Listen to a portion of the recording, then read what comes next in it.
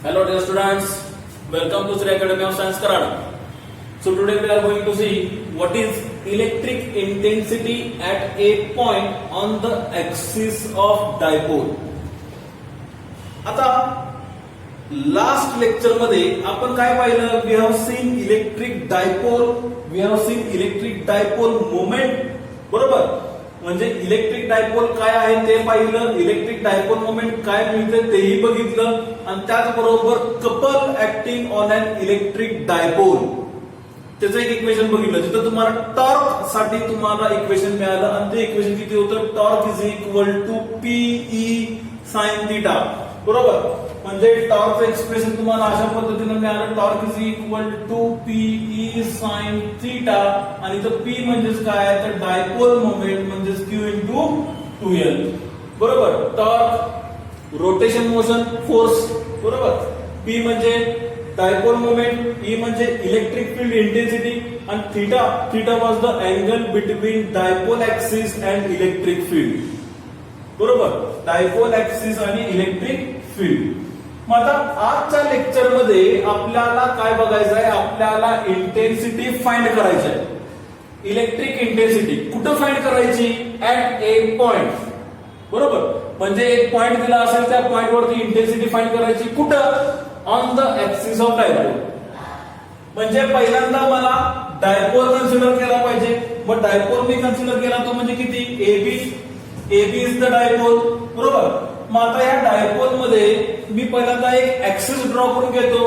म्हणजे या डायपोलला dipole axis मला मिळाला, पुढे इंटेन्सिटी मला ई मिळाली, बरोबर? म्हणजे हा ऍक्सिस कन्सिडर केला.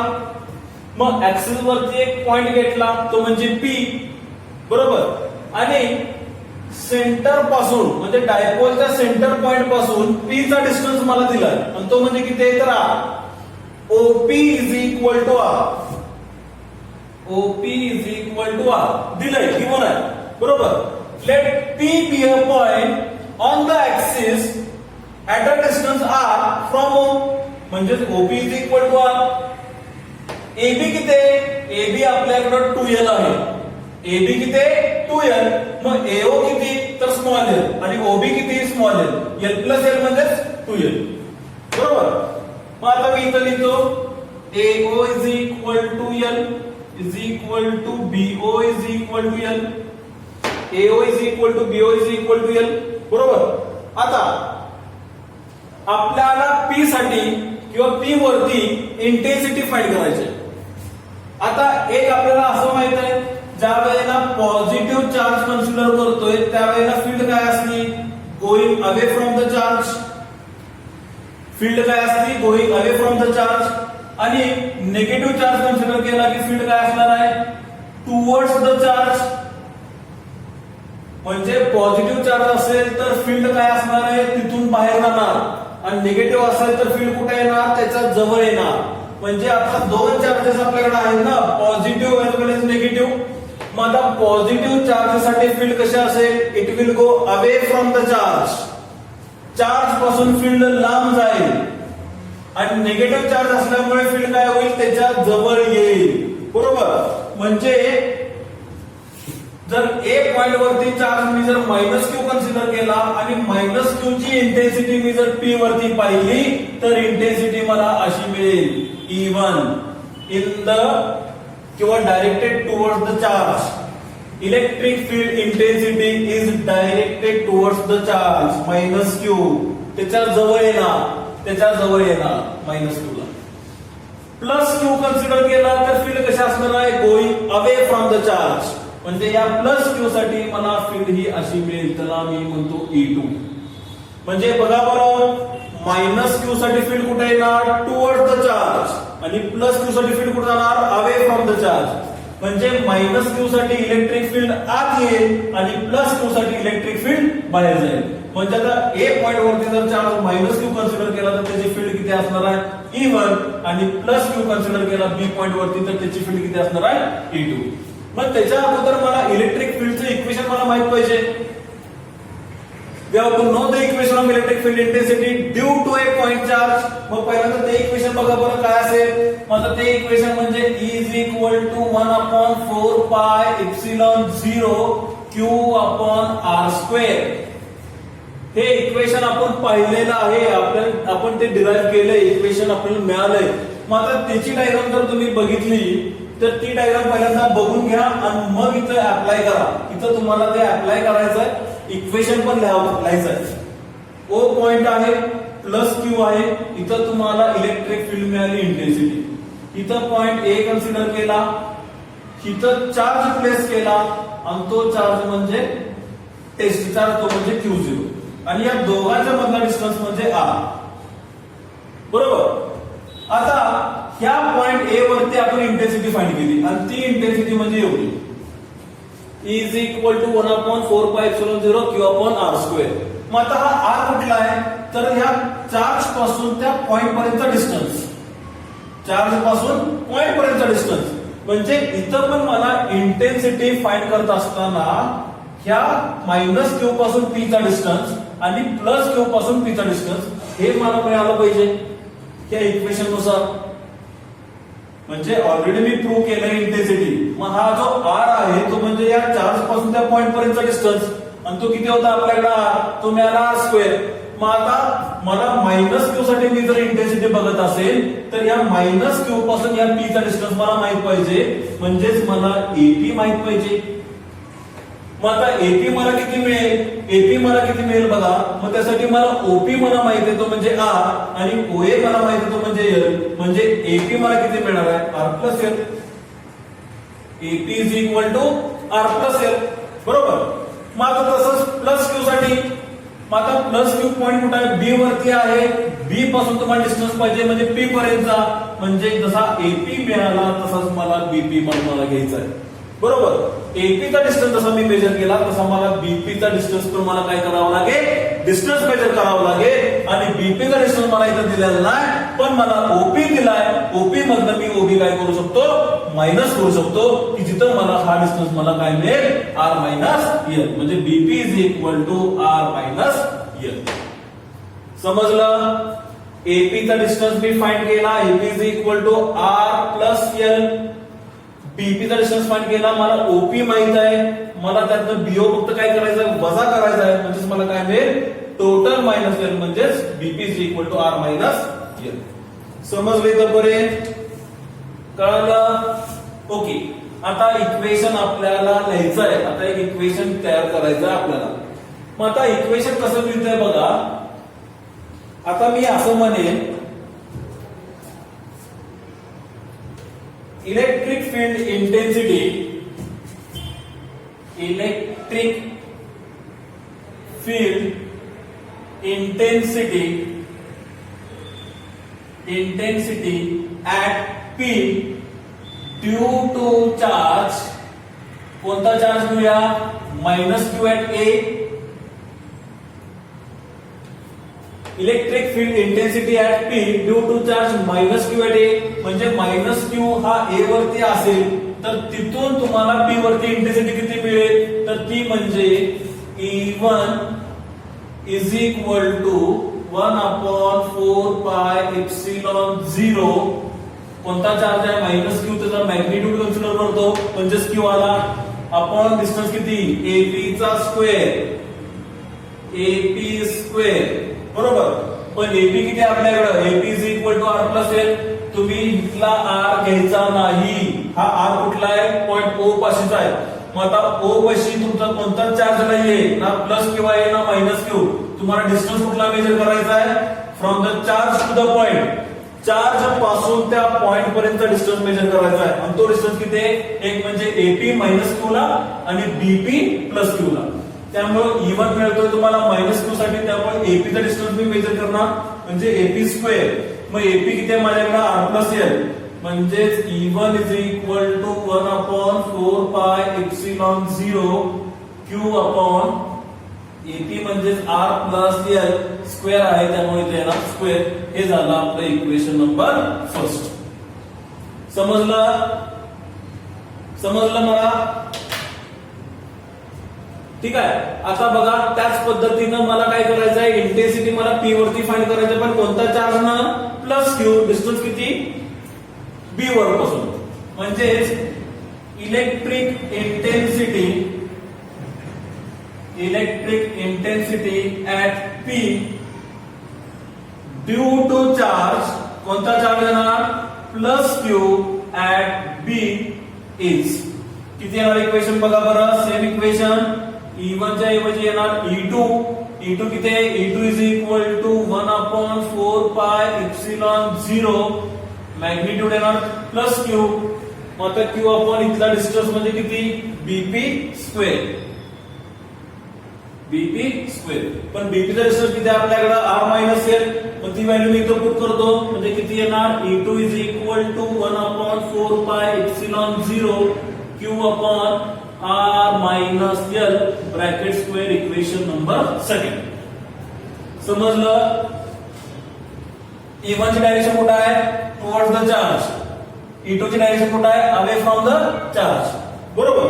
मग आता दोन इलेक्ट्रिक फील्ड मला मिळाले, एक म्हणजे प्लस Q साठी मिळाला, एक म्हणजे मायनस Q साठी मिळाला. प्लस Q ची डायरेक्शन अशी मिळाली, मायनस Q ची डायरेक्शन मला अशी मिळाली, पण दोन्ही पण फील्ड एकाच लाईन वरती आहे, म्हणजे एक जर पॉझिटिव्ह कन्सिडर केलं तर दुसरं काय असणार आपला, निगेटिव्ह, बरोबर. पण एकाच लाईन वरती असल्यामुळे आपण टोटल इलेक्ट्रिक फील्ड किती घेणार, तर टोटल इलेक्ट्रिक फील्ड म्हणजे E net is equal to E2 plus E1 किंवा E1 प्लस E2, एकाच लाईन वरती असल्यामुळे. पण अपोजिट डायरेक्शन असल्यामुळे E2 तुम्ही जर प्लस कन्सिडर केला, E1 तुमचा काय असणार आहे, मायनस. त्यामुळं तिथं मी काय म्हणेन, E net is equal to E2 minus E1. Reason मी असं लिहू शकतो, E2 is greater than E1. E2 is greater than E1. कारण E2 हा इंटेन्सिटी कोणत्या चार्ज पासून मिळालाय, प्लस Q पासून, आणि E1 ही इंटेन्सिटी कोणत्या चार्ज पासून, मायनस Q पासून. त्यामुळे E2 is greater than E1. किंवा तुम्ही या रिलेशन वरनं पण जाऊ शकताय, R रिलेशन वरनं. बघा, E1 साठी कोण आहे, AP, E2 साठी कोण आहे, BP. मग AP मोठा का BP मोठा, AP मोठा, म्हणजे जिथं डिस्टन्स जास्त तिथं इंटेन्सिटी कमी. AP जर वाढला इंटेन्सिटी कमी झाला, डिस्टन्स हा कमी झाला इंटेन्सिटी वाढला, त्यामुळे E2 is greater than E1, म्हणजे E is inversely proportional to R square. Okay. मग आता व्हॅल्यूज पुट करून घ्या E1 आणि E2 ची, किती येणार बघा, E net is equal to E2 किती आपल्याकडं, 1/4 pi epsilon 0 Q upon R minus L square, minus E1 ची value 1/4 pi epsilon 0 Q upon R plus L bracket square. दिसतंय का बघा जरा, दिसतंय. टोटल इलेक्ट्रिक फील्ड किती येणार, तर E2 मायनस E1. E2 ची व्हॅल्यू मी सबस्टिट्यूट केली, मायनस साइन, E1 ची व्हॅल्यू मी सबस्टिट्यूट केली. कॉमन काय निघेल याच्यातून, तर 1/4 बाय एप्सिलॉन 0 कॉमन निघेल. चार्ज पण तुमचा कॉमन आहे, म्हणजेच काय येणार, E net is equal to Q upon 4 pi epsilon 0, बरोबर. Q आणि 4 pi epsilon 0 हा कॉमन बाहेर काढला, राहिलं किती ब्रॅकेट मध्ये, 1 upon R minus L bracket square minus 1 upon R plus L bracket square, आणि इथं ब्रॅकेट क्लोज. समजलं इथं पर्यंत, बरोबर. आता तुम्हाला क्रॉस मल्टिप्लाय करावं लागेल. Cross multiply Q upon 4 pi epsilon 0, इथं येणार R plus L bracket square minus R minus L bracket square, बरोबर. ही टर्म इकडे मल्टिप्लाय झाली, मायनस टर्म इकडे मल्टिप्लाय झाली, त्यामुळे इकडे प्लस आला, इथं मायनस आला, आणि minus sign as it is. डिनॉमिनेटरला काय होणार, हे दोन्ही टर्म तुमचे एकमेकांना मल्टिप्लाय होणार. मग सध्या काय करा, हा स्क्वेअर तुम्ही इग्नोर करा, म्हणजे तुमच्याकडे R मायनस L आहे, तुमच्याकडे R प्लस L आहे. ओके. मग आता ब्रॅकेट ओपन करा, म्हणजे काय येणार, R square minus L square. Bracket जर ओपन केला तर ही टर्म तुम्हाला अशी मिळेल. कशी येणार बघा बरं, इथं मी R plus L minus L R plus L, R into R, R square R into L R L minus R into L म्हणजेच R L minus plus minus L into L म्हणजेच एल स्क्वेअर म्हणजे काय झाला plus R L minus R L cancel R square minus L square बरोबर.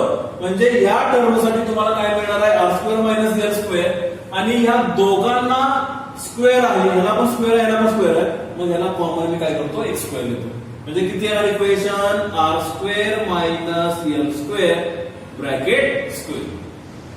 समजला R square minus L square आणि ह्या ब्रॅकेटचा square तुम्ही त्याला टाकला. इक्वेशन समजलं काय तर बरेल.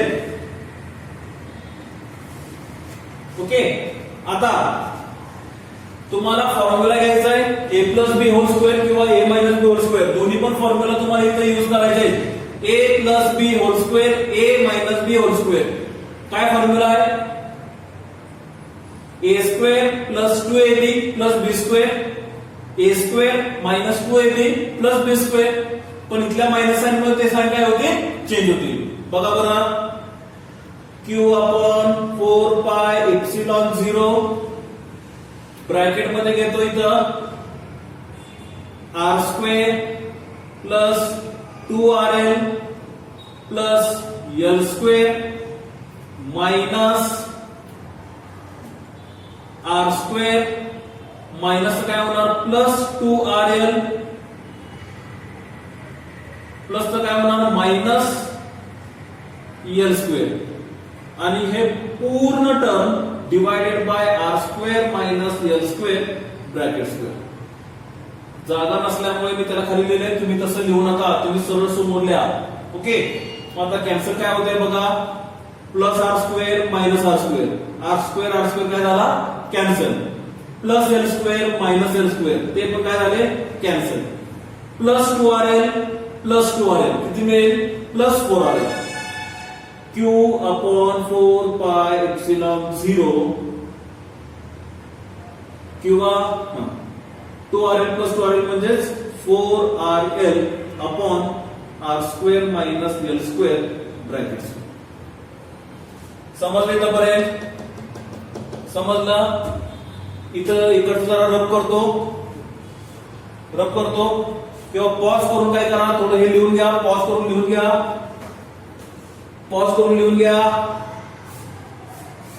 पॉज करा.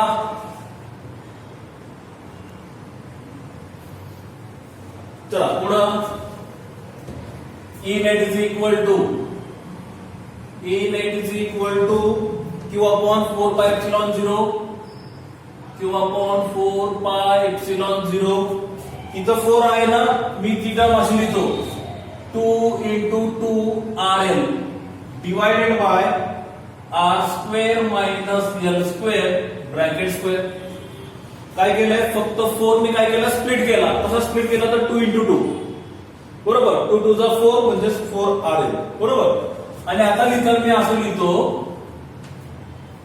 2q into l into r 4 pi epsilon 0 r square minus L square bracket square. आता बघा काय दिसतंय तुम्हाला 2q आणि इथं l सॉरी हे लिहिताना मी इथं असं लिहितो उलट लिहिलं की Q आणि 2l म्हणजेच काय Q आणि 2l म्हणजेच काय इलेक्ट्रिक डायपोल मोमेंट P चा फॉर्म्युला आला बरोबर. म्हणजे इथे येणार 1/4 pi epsilon 0 P into R upon R square minus L square bracket square. समजले तर बरेच. हा मिळाला तुम्हाला नेट. आता हा नेट म्हणजे नक्की कुठं फाइंड केला जाईल ऑन द ऍक्सिस ना म्हणजे मी इथं लिहितो ई ऍक्सिस इथं पण लिहितो ई ऍक्सिस म्हणजे इंटेन्सिटी कुठं फाइंड करतोय ऍक्सिस वरती फाइंड करतोय. ओके हे फायनल एक्सप्रेशन आहे का तर हे फायनल एक्सप्रेशन नाही. आता बघा मी काय सांगतोय फिगर रेफर करायचं आहे. इथं तुम्ही आर मेजर करताय इथं तुम्ही एल मेजर करताय. आर कडे सुरू बघा ओपी म्हणजे आर आहे एओ म्हणजे एल आहे किंवा ओबी म्हणजे एल आहे. हे दोन्ही डिस्टन्स काय ते इक्वल त्यामुळे एल म्हणलंय बरोबर. मग आता जर आपण जर फिगर बघितली किंवा आपण असं म्हणतोय आर हा आपला मीटर मध्ये आहे आणि एल आपला मिलीमीटर मध्ये आहे. आर हा डिस्टन्स कशामध्ये आहे? आर इज इन मीटर आणि एल हा डिस्टन्स कशामध्ये आहे? मिलीमीटर. म्हणजे कोणता डिस्टन्स मोठा आणि कोणता डिस्टन्स लहान आहे? साहजिकच आर तुमचा मोठा असणार आहे, एल तुमचा लहान असणार आहे. मग त्याच्यासाठी मी काय म्हणतो, त्याच्यासाठी as R is much greater than L, म्हणजे आर काय आहे? कितीतरी पटीनं एल पेक्षा तो मोठा आहे. म्हणजे मला एल जर मला आर जर मला एवढा मिळत असेल तर एल मला एवढाच मिळणार आहे कम्पेअर टू आर. ओके, म्हणजे आरचा डिस्टन्स जर एवढा असेल तर एल मला इथं कुठेतरी एवढा मिळणार आहे. बरोबर. मग त्यासाठी मी म्हणले आर जर मीटर मध्ये असेल, एल तुमचं काय असणार आहे? मिलीमीटर. त्यामुळं R is greater than or more greater than L, then L square tends to 0. Then L square काय झाला? एल तुमचा लहान असल्यामुळे त्याची व्हॅल्यू किती असणार आहे? It will tends to 0. मग आता ही टर्म तुमची 0 झाली. राहिलं किती equation? E axis is equal to 1 upon 4 pi epsilon 0 P into R upon R square ब्रॅकेटचा स्क्वेअर. R square L तुमचा 0 झाला ना, तर 0 झाल्यामुळे R square आणि ब्रॅकेटचा स्क्वेअर म्हणजे 2 into 2 म्हणजे किती येणार? 4. म्हणजे E axis is equal to 1 upon 4 pi epsilon 0 P into R upon R4. इथे एक आर गेला, इथे एक आर गेला, 3 राहिले. म्हणजे final expression E axis is equal to 1 upon 4 pi epsilon 0 P upon R cube. हे इक्वेशन तुमचं फायनल, इथं हे नोट डाऊन करून घ्या. This is your final expression for electric intensity at a point on the axis of dipole. समजलं इथंपर्यंत? तर pause करून नोट डाऊन करा. तर थोडक्यात मी रिपीट करतो काय केलंय. पहिल्यांदा डायपोल घेतला AB, त्याचा डिस्टन्स किती आहे? 2L. सेंटर पॉइंट O असल्यामुळे AO किती मिळाला? L. OB किती मिळाला? L. मग डायपोलला एक ऍक्सिस ड्रॉ करून घेतला. ऍक्सिस वरती पॉइंट P दिलाय. त्या P वरती काय करायचंय? इंटेन्सिटी फाइंड करायचंय. आणि P कुठे आहे? तर ऑन द ऍक्सिस. बरोबर. मग आता या P वरती मला -Q ची एक इंटेन्सिटी मिळेल, प्लस Q ची एक इंटेन्सिटी मिळेल. -Q साठी मला इंटेन्सिटी डायरेक्शन मला आतल्या बाजूला मिळाली आणि प्लस Q साठी मला इंटेन्सिटी बाहेरच्या बाजूला मिळाली. मग दोघांची डायरेक्शन मला कशी मिळाली? अपोजिट. E1 इकडे गेला, E2 इकडे गेला. मग त्याच्यासाठी आपण पहिल्यांदा इक्वेशन घेऊन घेतले होते, त्याचा मी रब केलं इथं. E1 is equal to 1 upon 4 pi epsilon म्हणजे R प्लस L ब्रॅकेटचा स्क्वेअर. तसंच बी वरती प्लस क्यू आहे, तिथला डिस्टन्स आपण मेजर केलाय तो म्हणजे DP is equal to R minus L. परत E2 is equal to 1 upon 4 pi epsilon 0 Q upon R minus L bracket square. एकाच लाईन वरती दोन फील्ड असल्यामुळे टोटल फील्ड किती मिळणार आहे? तर E1 plus E2. E1 plus E2. पण E2 मी जर प्लस कन्सिडर केलाय, मग E1 आपला काय असणार आहे? मायनस. कारण हा मायनस क्यू साठी येतोय, हा तुम्हाला प्लस क्यू साठी जातोय. म्हणजेच मी काय घेतलंय तर E net is equal to E2 minus E1. Therefore reason काय आहे? E2 is greater than E1. मग आता E नेट म्हणजे कुठं फाइंड करतोय? ऍक्सिस वरती. E2 ची व्हॅल्यू सबस्टिट्यूट केली, E1 ची व्हॅल्यू सबस्टिट्यूट केली, कॉमन बाहेर काढला. 1 upon R minus L bracket square minus 1 upon R plus L bracket square. Cross multiply केलं, ब्रॅकेट ओपन केले आणि तुम्हाला सॉल्व्ह करून असं इक्वेशन मिळालं. फोर्थ इक्वेशन मी काय केलं? स्प्लिट केलं, 2 into 2 केलं आणि त्याच्यानंतर परत इक्वेशन लिहिताना Q into 2L लिहिलं. बरोबर. काय तर राहिलं 2R राहिला, 2R राहिला, 2R 2R 2R 2R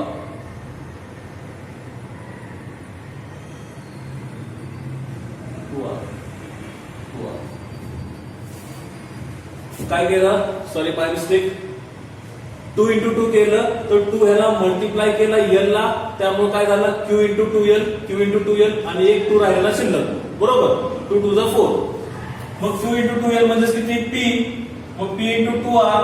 बरोबर. मग आता काय म्हणलं? R तुमचा डिस्टन्स मीटर मध्ये, L तुमचा डिस्टन्स मिलीमीटर मध्ये. म्हणजे हा L काय आहे? तुमचा अगदी लहान आहे, त्यामुळे L स्क्वेअर काय झाला? Tends to 0. म्हणजे ही टर्म तुमची काय झाली? 0. राहिला किती? R स्क्वेअर आणि ब्रॅकेटचा स्क्वेअर.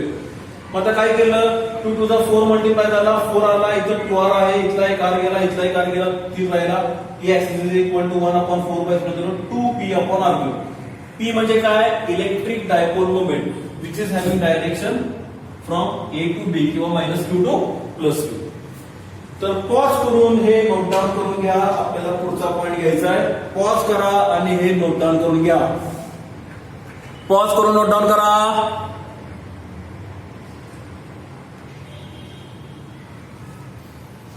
चला, नेक्स्ट पॉइंट आपला काय आहे. आता मगाशी ऍक्सिस वरती आपण इंटेन्सिटी फाइंड केली. आता तुम्हाला इक्वेटर वरती तुम्हाला इंटेन्सिटी फाइंड करायची आहे. बरोबर, म्हणजे काय म्हणते बघा, electric intensity at a point on the equator of dipole. मग आता ऍक्सिस आपला असा होता, याला होता डायपोल, हा ऍक्सिस, आणि त्याला जाता लाईन परपेंडिक्युलर म्हणजे आपला इक्वेटर. मग आता line perpendicular passing to the center of dipole is called as equator. Definition बघितलेले आपण. मग इथं तुम्हाला एक डायपोल दिसतोय, AB is the electric dipole. A वरती -q, बी वरती +q, ए वरती -q चार्ज, बी वरती +q चार्ज. बरोबर, they both are separated by a finite distance 2l. म्हणजे AB चा डिस्टन्स किती आपल्याकडे 2l. सेंटर पॉइंट O मिळाला, त्यामुळे AO किती मिळाला l, आणि OB किती मिळाला l, आणि त्याचबरोबर OB किती दिला आपल्याला r. मगाशी पण OP दिला होता, सेंटर पासून डिस्टन्स दिला होता P पर्यंतचा. बरोबर, इथं पण OP दिलाय. OP किती आपल्याकडं, OP is equal to R. आता पुन्हा इंटेन्सिटी फाइंड करायची P वरती. मग पहिली इंटेन्सिटी मिळेल मला या -q साठी, दुसरी इंटेन्सिटी मिळेल या +q साठी. मग -q ला इंटेन्सिटी काय असते, it will direct towards the charge. -q ची इंटेन्सिटी काय असते, it will direct towards the charge. आणि +q ला काय असणार आहे, it will direct away from the charge. बरोबर, म्हणजे इथून या फील्डची डायरेक्शन मला ही अशी मिळेल, आणि या +q साठी मला ही फील्डची डायरेक्शन मला अशी मिळेल. बरोबर, म्हणजे ह्याला मी म्हणतो E1 आणि ह्याला मी म्हणतो E2. बरोबर, म्हणजे E1 ची डायरेक्शन मला खालच्या बाजूला मिळाली, E2 ची डायरेक्शन मला त्याच्यापासून लांब मिळाली. म्हणजे directed towards the charge, directed away from the charge. बरोबर, मग आता पहिल्यांदा इक्वेशन मला E1 चं लिहावं लागेल, इक्वेशन मला E2 चं लिहावं लागेल. मग आता E1 चं इक्वेशन काय आहे, 1/4πε0 q/r². म्हणजे जिथं पॉइंट दिलाय त्या चार्ज पासून त्या पॉइंटचा डिस्टन्स, म्हणजे तुम्हाला AP चा डिस्टन्स दिलाय का रे, नाही दिलेला. तुम्हाला AO माहित आहे, तुम्हाला OP माहित आहे, तुम्हाला AP माहित नाही. पण परपेंडिक्युलर असल्यामुळे इथं तुम्हाला 90 डिग्री मिळतोय. म्हणजे एक ट्रायंगल तुम्हाला मिळाला, AOP, राईट अँगल ट्रायंगल. म्हणजे AP काय झाला, हायपोटेन्यूज. मग पायथागोरस थेरम नुसार r² + l². म्हणजे AP मला किती मिळणार आहे, AP मला मिळणार आहे r² + l². सिमिलरली मी या बाजूला BP चा डिस्टन्स जरी फाइंड केलं तर मला तेच मिळणार आहे. बघा बरं, इथला r आहे, इथला l आहे, म्हणजे हायपोटेन्यूज किती येणार, हायपोटेन्यूज किती येणार, BP is equal to r² + l². पण हे येणार तुम्हाला अंडर रूट मध्ये. बरोबर का, AP² is equal to r² + l². AP is equal to under root मध्ये r² + l². इथं पण येणार r² + l² अंडर रूट मध्ये BP चा डिस्टन्स.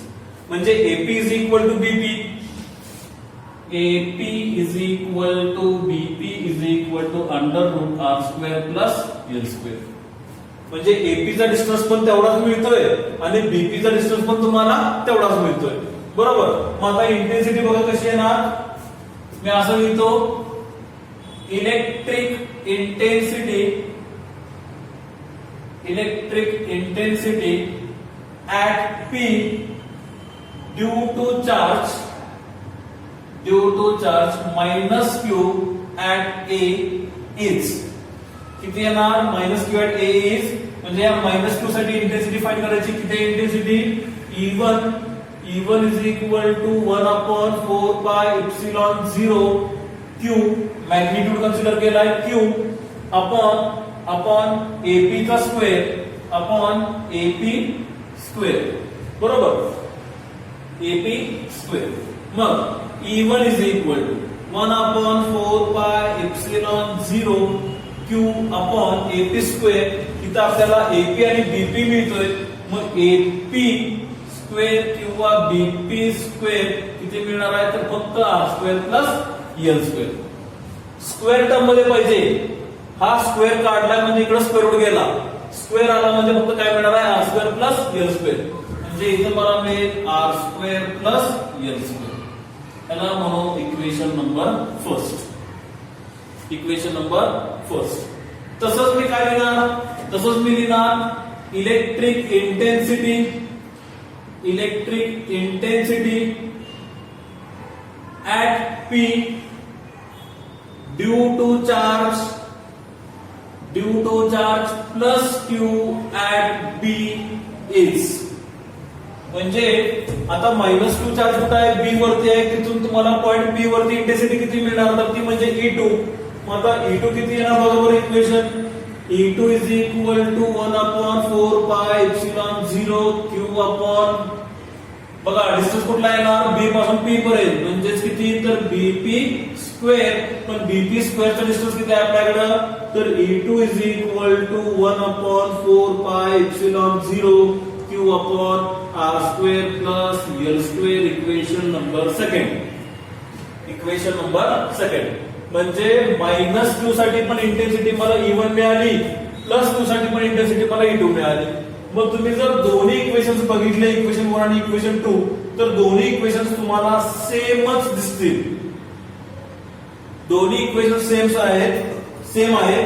म्हणजे therefore E1 is equal to E2 from 1 and 2. E1 is equal to E2 from 1 and 2. Okay, इथपर्यंत लिहून घ्या, पॉज करा आणि लिहून घ्या, पॉज करून लिहून घ्या, पॉज करून लिहून घ्या. रब करतोय मी.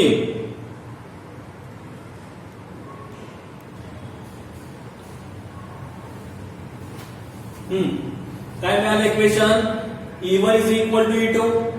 मग E1 आणि E2 किती आहे, तर 1/4πε0 Q upon R square plus L square, बरोबर.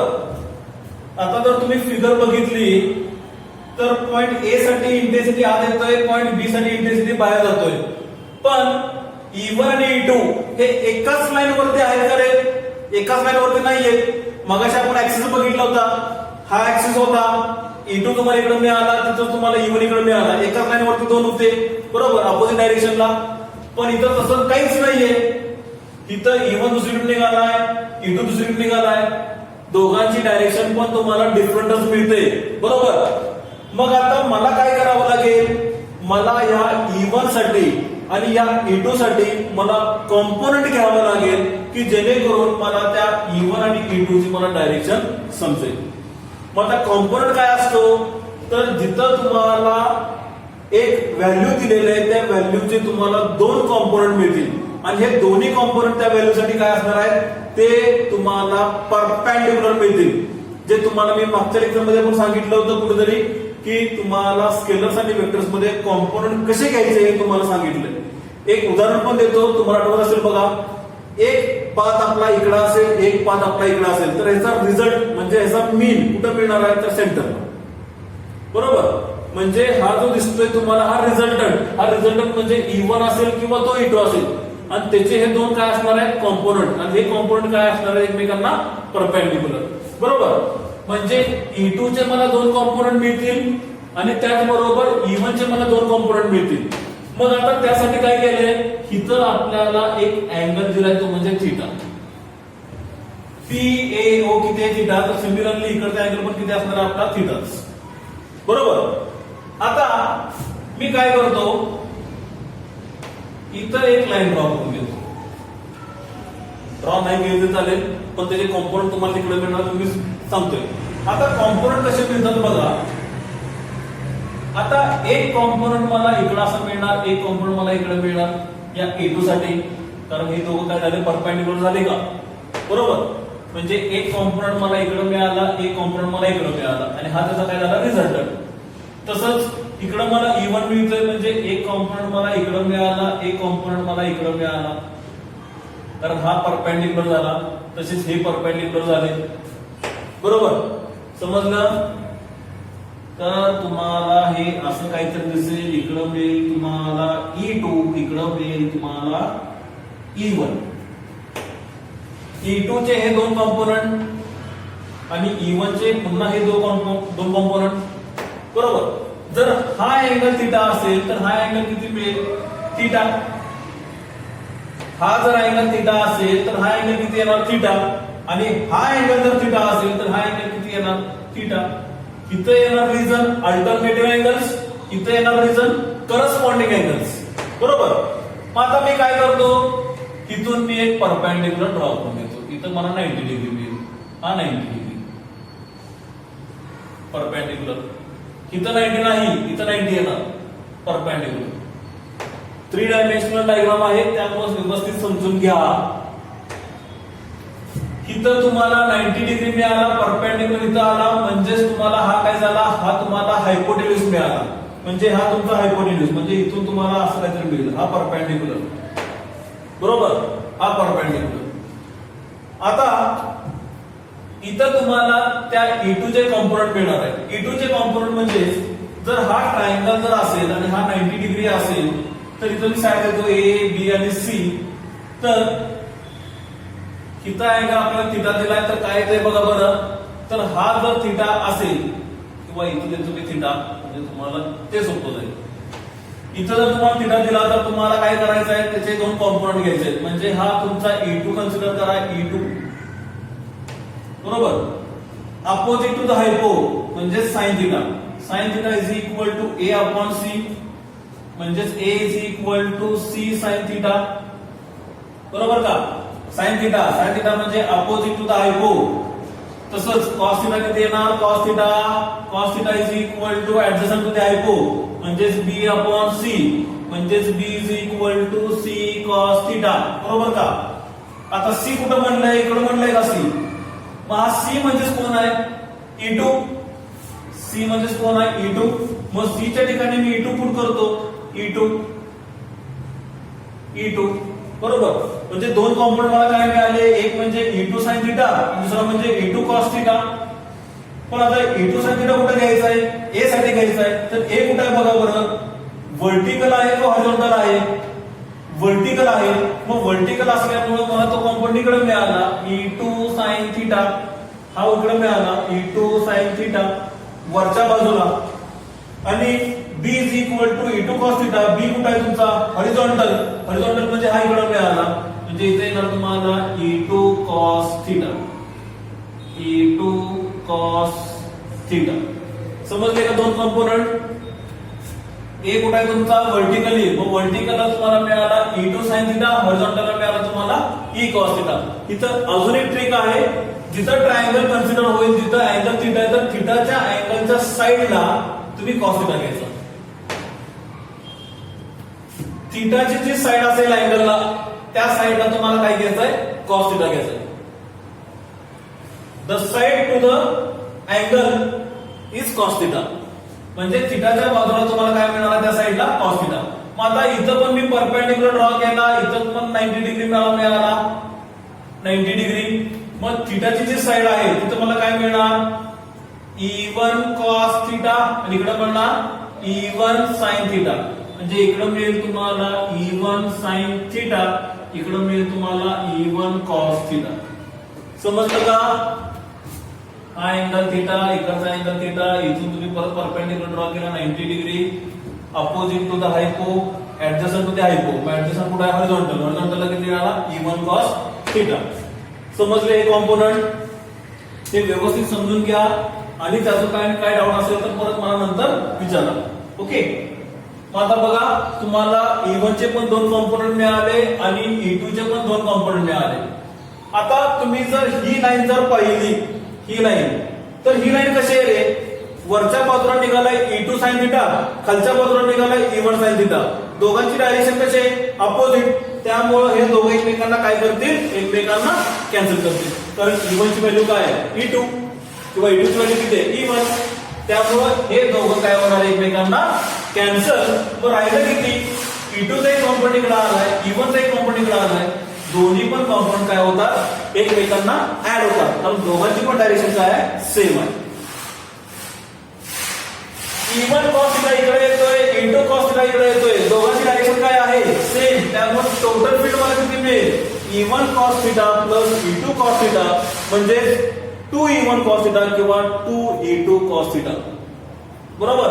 म्हणजे टोटल इलेक्ट्रिक फील्ड किती मिळणार, तर E net is equal to E1 cos theta plus E2 cos theta म्हणजेच E net is equal to 2 E1 cos theta where E1 is equal to E2.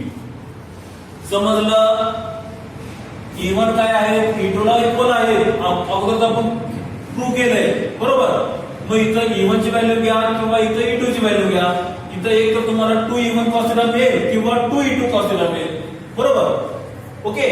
मग आता इथं मी आता तुम्हाला फायनल एक्सप्रेशन, आता फक्त प्रत्येकाची व्हॅल्यू पुट करायची आणि तुम्हाला फक्त काय करायचंय, सॉल्व्ह करायचंय. मग बघा आता नेट इलेक्ट्रिक फील्ड कोणासाठी फाइंड करतोय, इक्वेटर साठी. म्हणजेच मी आता फक्त असं म्हणतो, ई नेटच्या ठिकाणी मी म्हणतो E equator is equal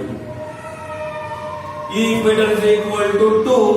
E1 म्हणजे किती, E1 म्हणजे तुम्हाला 1/4 pi epsilon 0 Q upon R square plus L square. E1 ची व्हॅल्यू पुट केली, राहिला cos थिटा. आता cos थिटा साठी डायग्राम बघा. cos थिटा त्यासाठी हा ट्रायंगल बघा बरं, ट्रायंगल AOP म्हणजे थिटा तुम्हाला दिलाय. मग cos थिटा फाइंड करा. cos थिटा किती मिळेल, cos theta is equal to adjacent to the hypo. adjacent किती, L. hypo किती, under root R square plus L square म्हणजे किती येणार, cos theta is equal to L upon under root R square plus L square. समजलं.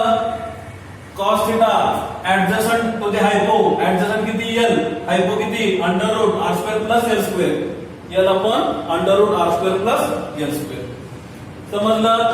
तुला इथं आत घेतो म्हणजे किती येणार, 1/4 pi epsilon 0 to Q into L upon ह्याचा पॉवर किती, ह्याचा power 1 square root raise to power मध्ये दिला किती असतो, 1/2. बरोबर. ही टर्म मी करायचा एका बाजूला लिहितो, R square plus L square power 1 आणि इथं R square plus L square power 1/2. Square root आहे, रेस टू पॉवर मध्ये 1/2. दोन्ही व्हॅल्यूज तुमच्या सेम आहेत. मग पॉवर मध्ये काय होतं, पॉवर मध्ये ऍडिशन होते म्हणजेच R square plus L square 1 plus 1/2, 2 1 जा 2, 2 प्लस 1 3 म्हणजेच R square plus L square raise to power 3/2. म्हणजे मी आता डायरेक्टलीच लिहितो इथं R square plus L square raise to power 3/2. समजला. ठीक आहे. ते तुम्हाला समजण्यासाठी लिहून दिलंय. ओके. इथं पॉवर 1 आहे, इथं पॉवर किती, 1/2 स्क्वेअर रूट असल्यामुळे. ओके. मग आता पुन्हा 2Q into L आला. मग आता 2Q into L म्हणजेच काय, डायपोल मोमेंट. म्हणजेच किती येणार equation, equator is equal to 1/4 pi epsilon 0 P upon R square plus L square raise to power 3/2. हे फायनल एक्सप्रेशन आहे का, हे फायनल एक्सप्रेशन नाहीये, कारण इथं पुन्हा तुम्हाला काय मिळाला, R square plus L square. मग आता काय सांगितलं होतं आपण मगाशी, R तुमचा डिस्टन्स हा मीटर मध्ये असेल, L हा डिस्टन्स तुमचा सेंटीमीटर मध्ये असेल. म्हणजेच as R is greater than or more greater than L, hence L square tends to 0. म्हणजे इक्वेशन काय मिळेल तुम्हाला, E equator is equal to 1/4 pi epsilon 0 P upon R square. राहिला स्क्वेअर आणि इथला 2 काय झाला, कॅन्सल. म्हणजे राहिला किती, फक्त R3. म्हणजे ही टर्म तुम्हाला कशी मिळेल, R स्क्वेअर आला रेस टू पॉवर 3/2. आता मी तर डायरेक्ट सोडवलंय, तुम्ही तर बघा L स्क्वेअर काय झाला, टेन्स टू 0, त्यामुळे राहिला किती, फक्त R स्क्वेअर आणि रेस टू पॉवर 3/2. 2 ला 2 काय झाला, कॅन्सल. राहिला किती आर क्यूब समजलं. तर पॉज करून नोट डाऊन करा आणि हे तुमचं final expression E equator is equal to 1/4πε0 p/r³. Pause करा आणि नोट डाऊन करून घ्या. पॉज करा, नोट डाऊन करा, नोट करून घ्या. पॉज करून नोट करून घ्या.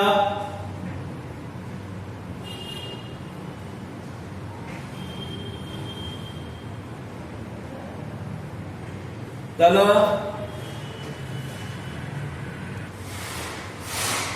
वेक्टर मध्ये इक्वेशन द्यायचं आपल्याला. मग आता वेक्टर मध्ये इक्वेशन काय ते बघूया. आता हे तुमचं इक्वेशन आहे ते मॅग्निट्यूड मध्ये, वेक्टर फॉर्म मध्ये नाही. आता वेक्टर फॉर्म मध्ये इक्वेशन काय आहे ते बघूया. आता E equator is equal to 1/4πε0 p/r³. आता तुम्ही जर बघितलं तर डायपोल मोमेंटची डायरेक्शन कशी आहे रे. तर डायपोल मोमेंटची डायरेक्शन तुम्हाला या बाजूला मिळेल p vector from -q to +q. Equator साठी इलेक्ट्रिक फील्ड कुठे मिळाला तुम्हाला, या डायरेक्शनला मिळाला. म्हणजे बघा ह्याची डायरेक्शन डायपोल मोमेंटची इकडं, इलेक्ट्रिक फील्ड डायरेक्शन इकडं.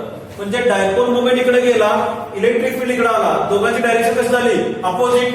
त्यामुळे तुम्हाला वेक्टर फॉर्म मध्ये इक्वेशन असं मिळेल ई इक्वेटर वेक्टर फॉर्म मध्ये equal to -1/4πε0 p vector upon r³.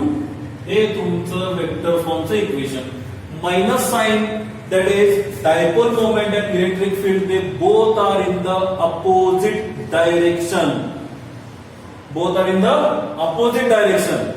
समजलं. आता हे झालं इक्वेटर साठी. तसंच ऍक्सिसचं इक्वेशन बघूया. ऍक्सिसला पण आपण बघितलं होतं, ते सांगतो तुम्हाला. Axis is equal to 1/4πε0 2p/r³. असं इक्वेशन होतं आपल्याला. मग आता तुम्हाला वेक्टर फॉर्म मध्ये घ्यायचं E axis is equal to.